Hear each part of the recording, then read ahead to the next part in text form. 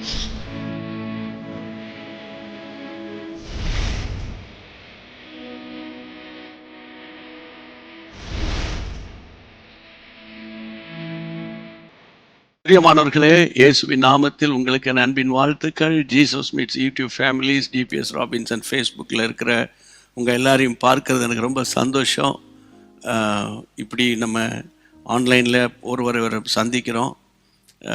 கர்த்தர் ஒரு நேரம் வைத்திருப்பார், நம்ம எல்லோரும் மீட் பண்ணுவோம். ஆண்டவர் நடத்துவார். தேவன் நல்லவர். உங்களுக்காக ஒவ்வொரு நாளும் தேவனோடு கூட பேசி கொடுக்குற இந்த வார்த்தைகளை நினைத்து கர்த்தருக்கு நன்றி சொல்கிறேன்.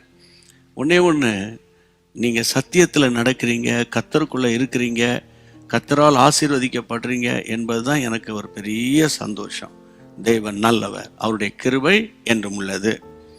இந்த நாளிலும் தேவன் என்ன பேச போகிறார், நமக்குள்ள என்ன சொல்லி கொடுக்க போகிறார், அல்லது நம் வாழ்க்கை இன்னைக்கு எப்படி மாறப்போகிறது என்பதை குறித்து நான் வசனத்தின் மூலமாக உங்களோடு பேச விரும்புகிறேன். கலாத்தியர் 5:22, ஆவியின் கனியோ அன்பு, சந்தோஷம், சமாதானம், நீடிய பொறுமை, தயவு, நற்குணம், விசுவாசம், சாந்தம், இச்சை அடக்கம், இப்படிப்பட்டவைகளுக்கு விரோதமான பிரமாணம் ஒன்றுமே இல்லை.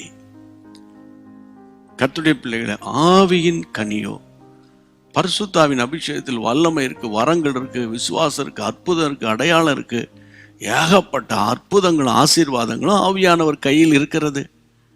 அது ஒரு பக்கம், அது ஒரு போர்ஷன். ஆனால் இன்னொரு பக்கம், ஆவியானவருடைய அபிஷேகத்தில் விசேஷித்த ஒரு ஆசீர்வாதம் என்னன்னா, கனி கொடுக்க உதவும் ஆவியானவர் அவர்.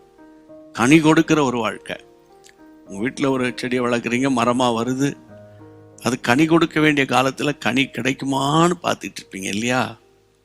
சில மரத்தில் கனியும் இருக்காது, ஒன்றும் இருக்காது, சும்மா அது அது வீணாக நின்று கொண்டு இருக்கும்போது இது எதுக்கு இருக்குது, வேஸ்ட்டாக வெட்டி போடலாங்கிற எண்ணம் வரும். பைபிள்லேயும் அப்படிப்பட்ட ஒரு சம்பவம் சொல்லப்பட்டிருக்கிறது. எஜமான் வந்து தேடுகிறார், கனியே இல்லை, கனியே இல்லை.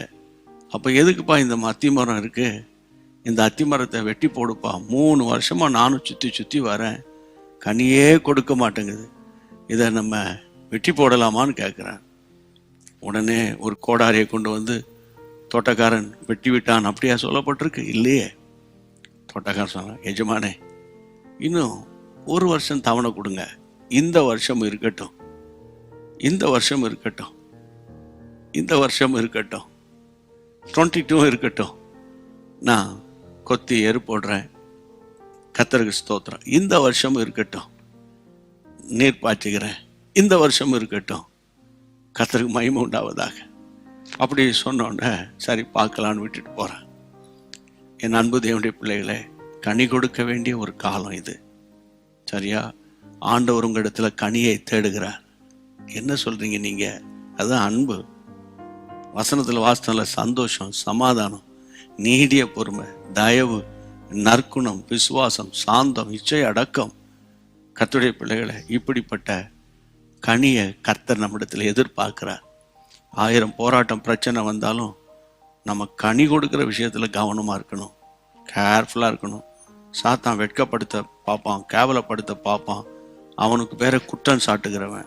இவ்வளோ பைபிள் ஆசிரியர், இவ்வளோ ஜெபம் பண்ணுற, எல்லாம் நல்லதாக இருக்குது, இப்படி பயங்கரமாக கோபப்படுறியடா அப்படின்னு பேசுவான். அதனால் எப்போதும் ஞானம் உள்ளவர்களாய் நடந்து கொள்ள கர்த்தர் இன்றைக்கு உங்களுக்கு ஒரு ஆலோசனை கொடுக்குறாரு. இது ஒரு ஆலோசனையா, ஆவியானவர் கொடுக்குற ஆலோசனையா ஏற்றுக்கொண்டு நான் கனி கொடுக்கணும், ஆவியானவரே எனக்கு உதவி செய்யுங்கன்னு ஜெபம் பண்ணுவோமா? அப்படியே கரங்களை உயர்த்தி, பரிசுத்த பிதாவே, வானத்துக்கும் பூமிக்கும் சகல அதிகாரங்கள் படைத்தவரே, உம்முடைய நாமத்தினாலே நான் ஜெபிக்கிறேனப்பா, இயேசு கிறிஸ்துவின் நாமத்தினால, இயேசுவின் நாமத்தினால ஆண்டவரே நாங்கள் கனி கொடுக்க போகிறோம், குடும்பமாக கனி கொடுக்க போகிறோம். ஆண்டவரே, அன்பு, சந்தோஷம், சமாதானம், நீடிய பொறுமை, தயவு, நற்குணம், விசுவாசம், சாந்தம், இச்சை அடக்கம் என்ற கனியை நாங்கள் கொடுக்க போகிறோம். கர்த்தரான் அப்படி செய்ய போறீங்க, ஆவியானவர் அதை செய்ய போறீங்க. ஓ ஹல்லேலூயா, தேங்க்யூ லார்ட். எங்கள் வீடு ஒரு கனி கொடுக்கிற வீடு, அதற்காக உமக்கு ஸ்தோத்திரம். ஆண்டவரே, எங்கள் பிள்ளைகளின் பிள்ளைகளெல்லாம் நீர் அப்படி ஆசீர்வதியும். இயேசுவின் நாமத்தில் ஜெபிக்கிறோம் பிதாவே, ஆமேன். கர்த்தருக்கு மகிமை உண்டாவதாக. பிரியமானவர்களே, நீங்கள் இந்த செய்தியை எத்தனை மக்களுக்கு ஷேர் பண்ணுறீங்களோ அவ்வளவு பேரும் தேவனால் ஆசீர்வதிக்கப்படுவாங்க. அப்போது கர்த்தர் உங்களை சியோனிலிருந்து ஆசீர்வதிப்பார். கர்த்தருக்கு மகிமை உண்டாகட்டும். மீண்டும் சந்திப்போம். God bless you. அன்பான தேவனுடைய பிள்ளைகளே, இச்செய்தி உங்களுக்கு மிகுந்த ஆசீர்வாதமாக இருந்ததென்று நாங்கள் நம்புகிறோம். தொடர்ந்து எங்கள் செய்திகளை கேட்டு கர்த்தருக்குள் ஆசீர்வதிக்கப்பட ஜீசஸ் மீட்ஸ் மினிஸ்ட்ரீஸ் என்கிற எங்கள் யூடியூப் சேனலை சப்ஸ்கிரைப் செய்யுங்கள். மேலும் உங்கள் ஜெப உதவிக்கு எங்களோடு நீங்கள் தொடர்பு கொள்ள வேண்டிய தொலைபேசி எண் 9842252836 மற்றும் 7299546363. Email gpsrobinson@hotmail.com. கர்த்தர் உங்களை ஆசீர்வதிப்பாராக.